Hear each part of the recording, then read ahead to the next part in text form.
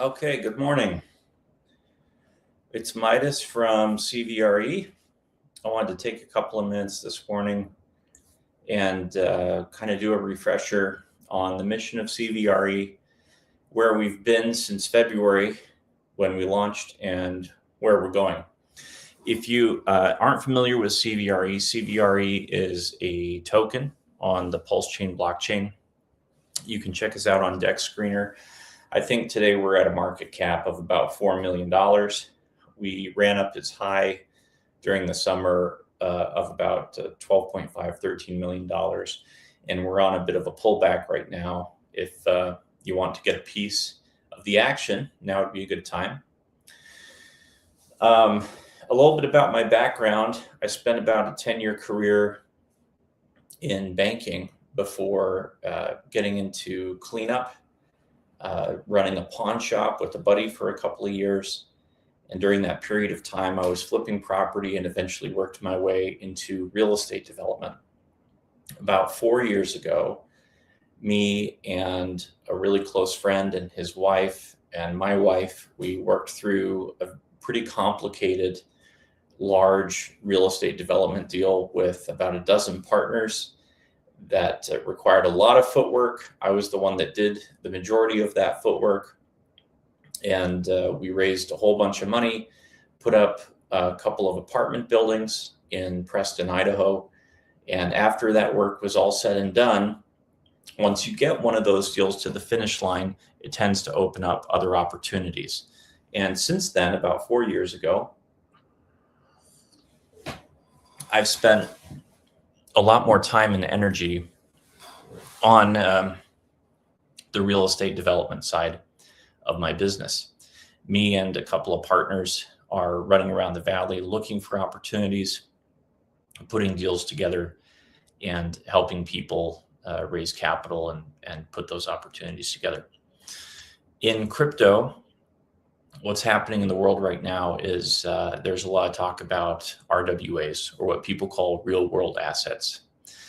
And the SEC is revamping the regulations and the rules around how people are going to implement tokenization in those assets. What tokenization is you take either a financial instrument, or in this case, a piece of real estate, whether it's a subdivision or an apartment building, and you break it down into as many parts as you want, and you turn it into tokens, and then you sell those tokens on the open market back to investors. And you might say, well, that sounds a lot like stocks. Why wouldn't you just do stocks?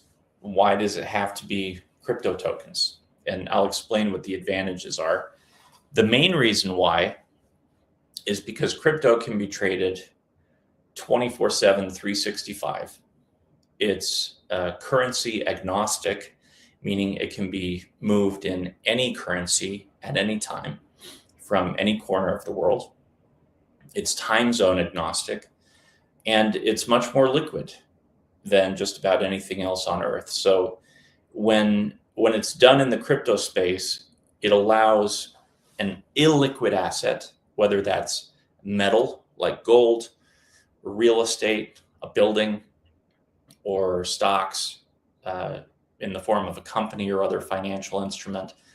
It allows them to move around the market more easily and be traded in between people more easily and more quickly and more efficiently. That's what gets people so excited about tokenization.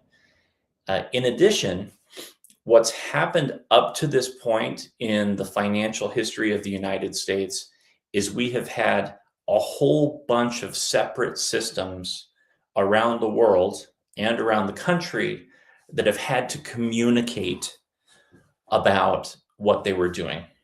Banks had separate systems from the stock exchanges. Commodities exchanges had separate systems from the banks.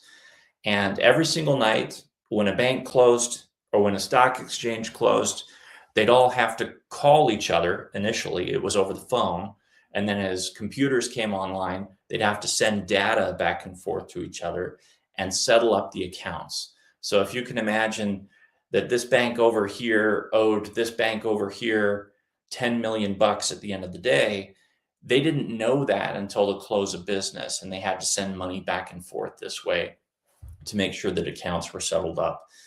What crypto allows us to do on a blockchain is it allows for instant settlement, not just between institutions, but in between individuals.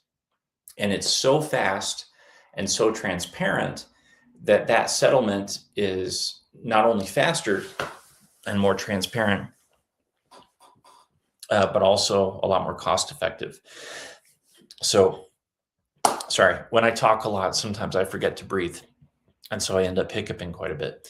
So what's happening is these big investment banks are looking at blockchain technology, and they're saying, if we move some of our most basic financial instruments, like mutual funds, if we take a mutual fund and we move it onto the blockchain, we're saving hundreds of millions of dollars in settlement costs by not having to send data back and forth between the different institutions that we communicate with. And this savings, theoretically, they're saying they can pass this on to the people that own those funds. I think we have yet to see whether or not they're actually going to pass on those savings to individual investors, but it does save money, and it will create incredible efficiencies in the U.S. economy and in economies around the world in finance. Now, in real estate, focusing in just a little bit more on real estate, for a real estate developer, why I'm excited about tokenization and why I think you should be excited about tokenization, I'll just tell you a very simple, oversimplified, brief example. Imagine that you are a server or a bartender at a local restaurant. You make $50,000 a year, maybe $40,000 a year, and you rent in a building or in a home locally, whether that's in Cache Valley, where I live, or let's say in another city somewhere else. Right now, owning a property seems very far away for people that are in that situation. And yes, you will eventually grow your income over time. You will save over time. But the length of time that that group of people will have to save and the length of time that that people will have to work in order to reach home ownership is increasing. And that's just the nature of where we are in the macroeconomic cycle of where we have come from and where we are going. So what tokenization would allow us to do, what it would allow me to do as a developer, is if I had someone who had a piece of land, and let's say they came to me and said, Midas, Ben, we want you to use the value of our land to build an apartment building. And we want to be fairly compensated for the value of our land. We would like to make money for the value of our land, but we would like to include the value of our land in the real estate deal. Great. We're going to call the value of your land $600,000. We include that in the deal, and then we design the building and we start building a building, but we realize we need $10 million to build a building. Well, typically what I would have to do, or what any developer would have to do, is if we don't have that money ourselves, which is often the case for young rookie developers, which is what I would classify myself as in this industry, we would have to run around the city and shake a whole bunch of hands and sit down for 100 meetings and demonstrate credibility and demonstrate that we have carefully thought through a deal, which is a positive thing. You know, we want to make sure that what we have designed as a building and what we have designed as a project makes sense. But we have to have 100 to 150 individual meetings often in front of people who are reasonably affluent, who can afford to take $100,000 to $1 million worth of risk in order to help us build that building. And those are the people that we would want as partners. In fact, the people that we would want to get in front of first are the people that have the most money, what we would call accredited investors. And in fact, if we could find just one really affluent partner who could sponsor the whole thing, that would save someone like me a ton of time. The thing is that for me as a developer, if I go to someone who could do the entire project by signing one check, just like that, that person would also have a lot more negotiating power at the table against me, and would be able to negotiate away more of the profitability of the deal against me as a deal maker. So the incentives are not completely aligned, and you're constantly balancing the need to work with people that you trust and that trust you, and balance out these stakeholders, the landowner, my own interests, the interests of a large investor or a medium-sized investor, and who I approach and why, and how much money I accept from the outside into a particular real estate deal. Now imagine if we tokenized that project. Now, right now, with the Clarity Act being passed, perhaps before the end of the year, but most likely in January, we don't know what the new rules from the SEC are going to be. But it's very likely that they are going to loosen the requirements around who can participate in tokenization and how much money can be raised from what type of individual. Right now, there's an exclusion here in the United States called the investment club exclusion that allows you to have up to 100 wallets on one particular property deal. So I could have up to 100 separate individuals who I could go to raise money on a particular property. And, you know, in the case of, let's say, a $1 million raise or a $5 million raise, that does give me a lot of leeway if I can work with 100 separate individuals or 100 separate wallets. That might be sufficient. But in the case of a $100 million raise, that may not be enough participants and might limit the type of person that I could go to. So if the SEC here in the United States really loosened up who we could go to and opened it up to a wide group of people, maybe even opened it up to public solicitation, what that would allow us to do in terms of tokenization is I could take that project and I could carefully vet it, meaning I could make sure it was good as a developer. And instead of going to one very strong, very affluent partner who could take the entire deal and negotiate away all the value of that deal, I could put it out to you guys, token holders, the token holders of CVRE, my own community, people who knew me personally.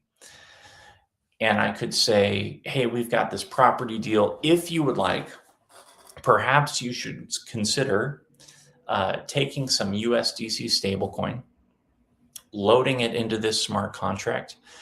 And I, as a developer, because I'm also a token holder of CVRE, I am willing to pay anyone who participates in this property deal. I'm willing to pay you 7% APY for the next 24 months. In addition, I will take any of the appreciation that occurs over the course of this deal, and I will roll it back into the people who helped me create this deal upon refinance or upon sale, whichever occurs over a 2-year period. And there's a variety of things that I could do to take the additional value and roll it back into the people who sponsor. Now, why would I do that? Well, I'm saving a ton of time as a developer. I'm saving a ton of cost. And in addition, I'm also a token holder of the same token. So I'm incentivized to create opportunity for the same community that is funding the deal that we are creating. And right now in the world, in real estate development, there's kind of some friction. There's competition between the developer who stands in the middle, people who are funding, landowners who are donating land. What if we could create more cohesion and more speed and save cost and reduce barriers to entry all at the same time? And what if instead of having to go to someone and ask for chunks of 100 or $200,000, we could go to that bartender or server in the local city and say, hey, there's this deal that you can participate in, and you might be able to load up 2,500 bucks or 3,000 bucks of USDC stablecoin and participate in this real estate deal for 2 years, receive this APY in USDC stablecoin, and at the end of it, have some upside. And if we had 100 people participate in that, that's a relatively significant chunk of money. This is where tokenization of real estate is going. And this is happening likely within the next 3 to 6 months. Now, technology like this has existed for some time. There's a company out of Boca Raton, Florida, that's already doing this. You have to access their protocol with VPN because, technically speaking, they only operate under certain parameters on the blockchain. And there's companies overseas that are doing it. There's a company out of Singapore that's doing it. There's a company in Amsterdam that's doing it. But here in the United States, within the next 3 to 6 months, we could actually see regulation that would allow all of this to occur above board and allow a transition to occur where this could go from 0 to 100 miles an hour very, very quickly. And what we're developing at CVRE, the token on Pulse Chain, what we're doing is we are building out that tokenization platform that will allow that to happen. You'll be able to tokenize property on our platform, and we'll be ready for that transition when it happens. That's what I'm excited about, is that we are going to be ahead of the curve, and we will be able to edit what we are doing in real time with any rule changes or any changes in government regulation.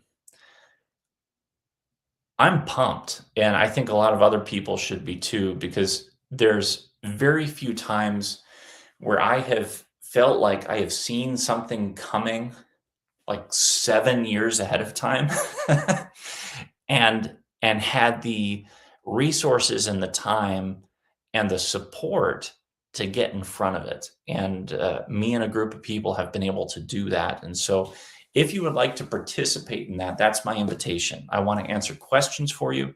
I want to make sure I'm available to help you understand the trend that we are about to see become very, very mainstream in a very short amount of time.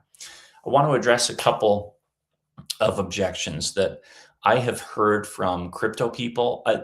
So real world people, I think a lot of people in the real world already see the application of the technology. I know on the real estate side, I've got people excited and people are already ready to transition. Like the real estate developers that I talk to about this already see the application, can already see that a transition may be occurring. But in crypto, you guys have been so jaded by the scammers and the people that have hurt you over the past 8 to 10 years. I want to address just a couple of objections that I've heard over the past 6 months or so, just to give you a little bit of comfort. One of the concerns that I've heard is that in the past 2 crypto cycles, every single time somebody has talked about RWAs or tokenizations, it has been used as a tool for extraction where they have created a project, not built anything, and then disappeared with the money. If you would like, you can go and look at the token itself, and you will see through tracing the transactions on the token that no money has been pulled off chain from my wallets. We have kept the money there. We have raised money through OTC sales to be able to fund the software build. And I can introduce you to a couple of the people that are helping us build it, if that would be helpful to you to know some of the team. And we can talk more about that privately. If you would like to hear a little bit about what we're building and you want to talk about what that set of smart contracts will look like, I'm happy to address those concerns. Second objection that I've heard a lot from crypto people is that there seems to be a lot of concern about whether or not tokenization is possible to implement, especially in the United States. That's valid. We don't know what the SEC is actually going to do in regard to loosening regulation. We already know that based on the current exemptions that we have under the SEC guidelines, we can use the investment club exemption as a means to tokenize. It does take time to create the proper documentation on a per property basis to do it legally. But we're not doing $100,000 deals. We're most likely going to be doing reasonably significant property deals right off the bat, and with people that are relatively known to me and with properties that are relatively conservative, at least to start. I intend to use myself as a lab rat to provide proof of concept right off the bat so that you, the crypto people, you can actually see how the tech works, and you can see that it does function the way we intend for it to function, and that there is a legitimate connection between the real estate that exists in the real world and crypto that is funding it. I think on the real world side, people know me on the real world side. You crypto people are getting to know me better. You can find me. I'm doxed, meaning you can go and look at my credibility. You can find my name. You can see what I've done in the past. But for a lot of you, I know you just, you see a name and a face, and a lot of you don't do your homework. So if you need me to provide more info, if that's helpful to you, I'm happy to do so. We're trying to set it up in a trustless way, though. We're trying to make it easy for you to see that you don't have to trust the person at the helm. And I'm going to arrange it in a way that authority is turned over away from me to more people. I'll be divesting authority as more time goes on. Of course, I understand all talk for now. The proof is in action, and we're moving closer and closer towards that. This runway that we're working with, I don't want to be too specific about timing, but it is a relatively short amount of time. So anyone out there that wants their questions answered, whether they're technical or whether they are around how we think we're setting up governance within the community, feel free to reach out anytime. I'd love to answer those questions. And you know that I'm available to you pretty much anytime you want to talk about the subject. I have spent a tremendous amount of time talking to attorneys and thinking about how this will work with my own contacts in the real estate world. And, right now I'm spending 14 to 16 hours a day thinking about and educating people on crypto. So anything that you need to learn more, I don't pretend to be an expert on the entire space, but on this particular subject, I have done my homework and I would love to talk to you more about it. I hope you have a wonderful morning.